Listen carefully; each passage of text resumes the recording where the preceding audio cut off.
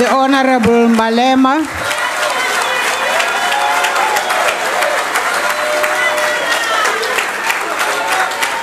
Honorable members, can I ask that even when you are heckling, which you are allowed to do, please don't drown the speaker. My time.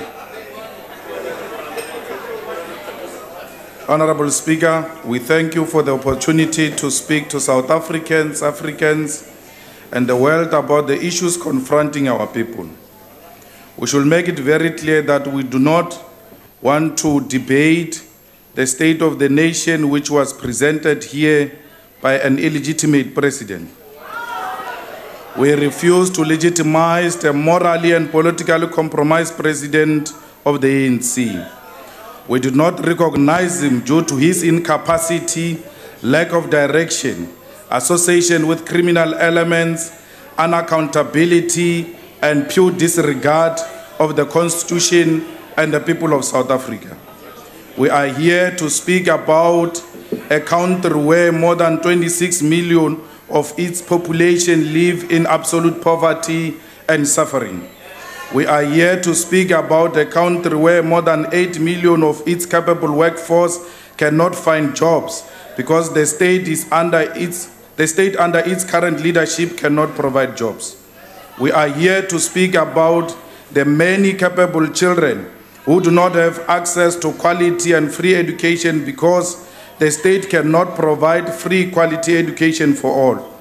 However, we are comforted by the militant structures like Fees Must Fall movement, Roads Must Fall movement, and the EFF Student Command because they are keeping the dream of decolonization and free education alive. We must not forget that we are in a country where black majority, more than 80% of the population, is congested and squeezed in less than 20% of the land because the rest of the land is owned and controlled by those who colonially took it from the African majority through committing black genocide. We must not forget that we are in a country where settler colonialists and white monopoly capitalists in control of almost all sectors of the economy. The white minority own and control every section of the economy, including the maize mill which feeds majority of our people because the former liberation movement betrayed its founding principles. We must not forget that we are in a country where African majority continue to be slaves and suppliers of cheap labor to the white minority as cleaners, garden boys, domestic workers, car guards, petrol attendants, security guards, and rock drill operators, and everything that pays low wages.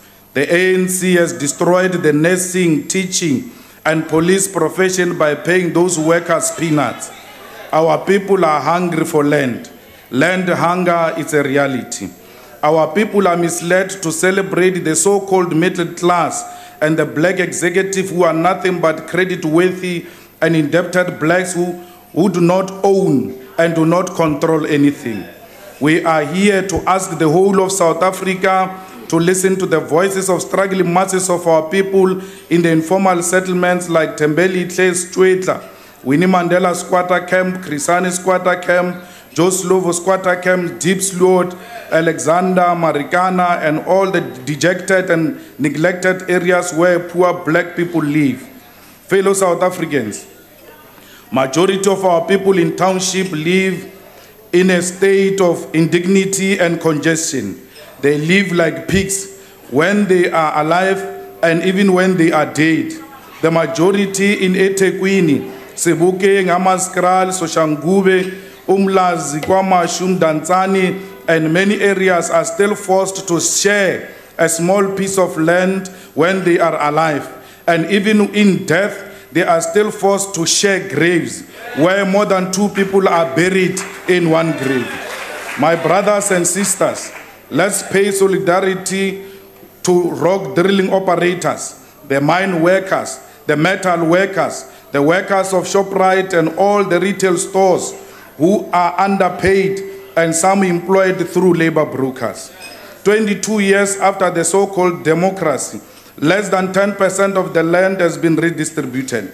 We want to reveal the obvious fact that If it takes 22 years to redistribute 10% of land, it will take ANC 100 years to redistribute at least 50% of the land.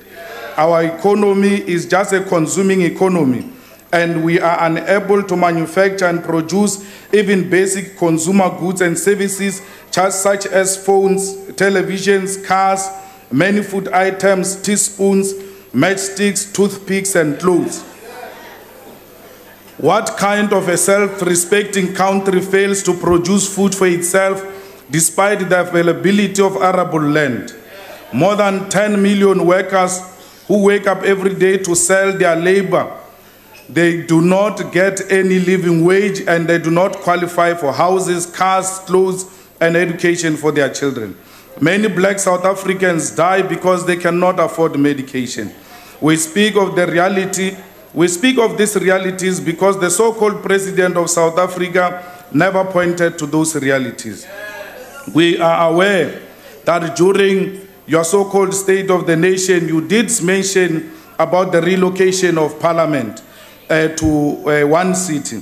We welcome that move because the fact that South Africa has separate capital and administrative cities is such a result of colonial compromises and settlement of the Anglo-Boer War. And while many Africans died in that war, they were not part of ultimate political settlement in the early 1900s.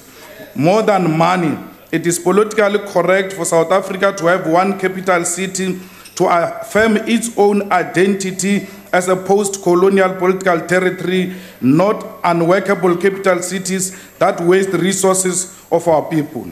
We want to make it clear to Honorable Thabang Makwetla to know that we will never sing this term. This term is another compromise which is not justifiable. No ruling, neither a court or prison can force us to sing a song of the apartheid murderers. On the 11th of February 2016, we decidedly and courageously refused to be addressed by illegitimate and morally compromised human being who happens to be president of the ruling party and our country.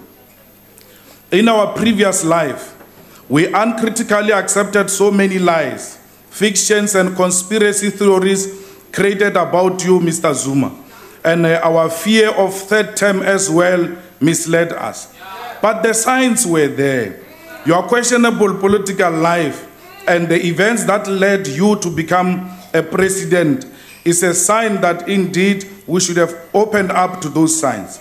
All those signs were clear that you are not capable to be a president. This is the man who knowingly had sex with an HIV-positive woman and later explained to court that shower will lessen the chances of contracting HIV. We are now a laughingstock of the world. This was another sign of us. This was another sign shown to us that you are incapable of becoming a president, but we ignored that. This is the man who knowingly impregnated a friend's child despite that he had many wives at home. This was another sign that you are bad with judgment. This is the man who did not take any decisive action when the Gupta family landed their plane at Waterkloof. Actually, instead of taking action, this is the same man who embraces the same family and attend all their events, despite the fact that those people compromise the security of this country. This is the same man. Wait a bit. I was going to say chess, but I remembered you are a wrong man. This is the same man who appoint ministers with close relationships with Gupta's family, and those ministers immediately start negotiating business deals for the Guptas and his son. I'm talking from experience. In my previous life, when I was a friend with Minister of Sports, he received a call from the Guptas. He was still a deputy minister of police, and they told him that he was going to be a minister of sports. And that was during the time when he still had courage. He went to the NEC of the ANC and raised this matter. He was so angry and he even cried about it, that why are we being appointed by unelected leaders into positions of responsibility. I hope one day my former friend will find himself and continue to fight this just cause. This is the man who in December exchanged ministers of finance in South Africa, gave misleading and wrong reasons, and accelerated our country currency into a junk status, which led to loss of more than 500 billion. The crisis caused by mindless and unexplained changes in national treasury are not some elite or palace battles. It is a critical that it has got a direct impact on the lives and livelihoods of ordinary South Africans. When South Africa's currency is weak, it will become more expensive for South Africans to buy basic consumer goods and services for other parts of the world, from the other parts of the world. As we speak now, in the context of drought, South Africa has to import more than 6 million of tons of maize meal, which is staple food for more than 80% of South Africans. A weak currency will mean that everything that we import from other parts of the world will be expensive and unaffordable for many families, and all this because of one man. Our country is being relegated to a junk country because of actions and decisions of one man. This one man called a president is responsible for many ills affecting our country, and he blames all this on the global economy. There are challenges in the global economy, but Mr. Zuma is responsible for the many ills confronting our country. Alongside Mr. Zuma's unforgivable blunders are ministers and premiers who learn from the best and replicate the same form of corruption and unaccountability in their department and provinces. The Premier of Free State, Ace Magashule, is the most corrupt Premier in South Africa, who's not accountable to anyone. The man is untouchable. The Premier of Mpumalanga Province is the most corrupt Premier in South Africa, who plays part in the disappearance of his opponents in his province and loot as he wishes. The Premier of Northwest is also corrupt, plays a part in the disappearance of opponents in his province and not being held accountable. This and many others engage in these activities with the knowledge and endorsement of one man who all are expected to treat with respect. Alongside these ills caused by him is a family who are business partners of his son and business partners of his political subjects, the Gupta family. The Gupta family influences and capture of South African state and government is not a fiction, and the reason we have provided are just a tip of an iceberg. The Guptas are party to the institutionalization of mediocrity here in South Africa, and this is shown by the mediocre media houses and other businesses that are parasitic on the state. South Africa, we stand here, bound and obliged by the constitutional and moral obligation, and call for the immediate removal of Mr. Zuma as the President of the Republic of South Africa. Mr. Zuma has caused so much damage and is in the process of causing more damage. Under his watch, a huge amount of money from the police /fund disappeared, and that was the money meant to fight crime. Under his watch, money keeps on disappearing in the security agency. We cannot stand back and do nothing when one individual is accelerating South Africa into a further decay. The man has accepted to have breached his oath of office and the Constitution. The reality is that in no time and under Mr. Zuma's watch and supervision, we will be left with no country and no systems to hold our people accountable. We are here today to once again apologize to former President Mbeki for being part of those who removed him on the basis of lies, rumors, gossip spread by the sitting president. President Mbeki in his letter says, "I did not tell who was misleading us. We were misled by this man, the President of the Republic of South Africa." I remember I had a meeting with President Zuma after the Nicholson judgment, where President Zuma said to me he doesn't want to work with President Mbeki. Order, Honorable Malema, please take your seat. Yes, Honorable Member, on what point are you rising? No, Honourable Speaker, I will request that you ask the gallery there to stop participating in our debates.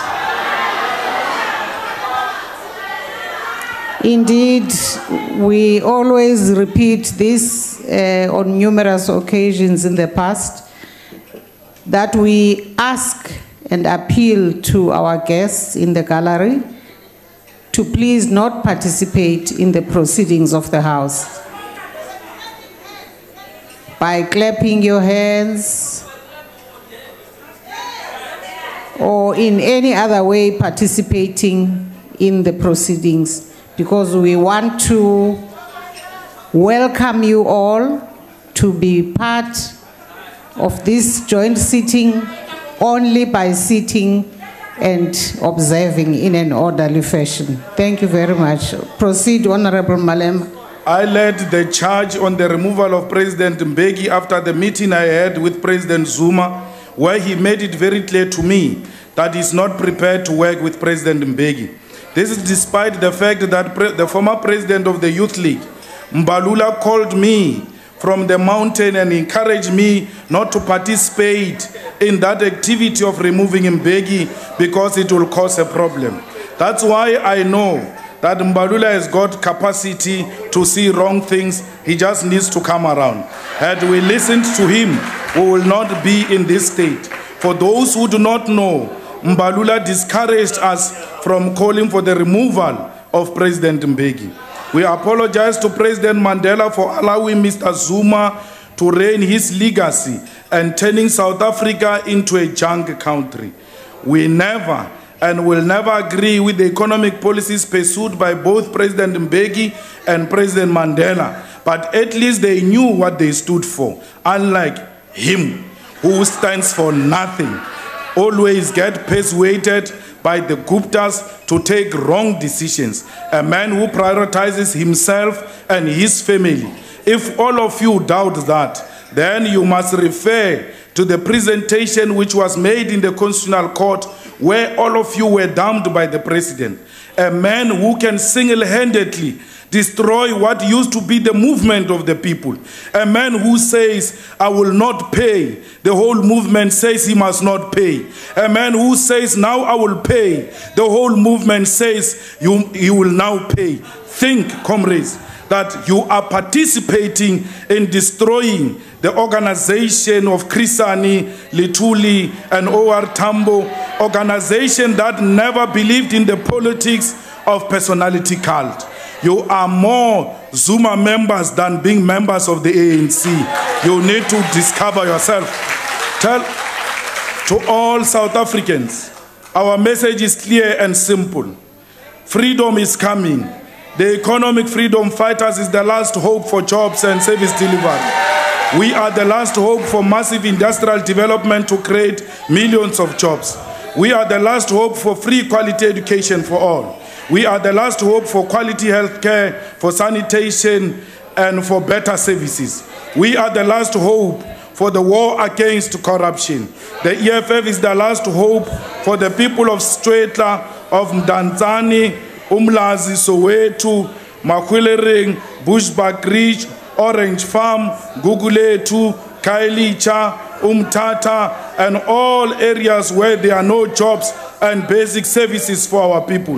The EFF is the last hope for the workers of Toyota in KwaZulu-Natal, of all metal workers in Nelson Mandela, Buffalo City, and Tshwane. We are the hope of all mine workers in Marikana, in the entire Platinum Belt, in Kuruman, Kimberley, the trapped workers of Lily Mine, and all the areas where workers face brutal exploitation. Mr. Zupta, your legacy can be summed up into three things: Mushiniwam, Nkandla, Guptas. And I'm leaving. I can't sit here to debate what you presented here because you are not a legitimate president. Bye-bye. Honorable Malema, as you leave, I want you to know that, as you know, what you did was wrong. You should have done it in the form of a substantive motion. You did it knowingly, and it was wrong, and shall be expunged from the Hansard.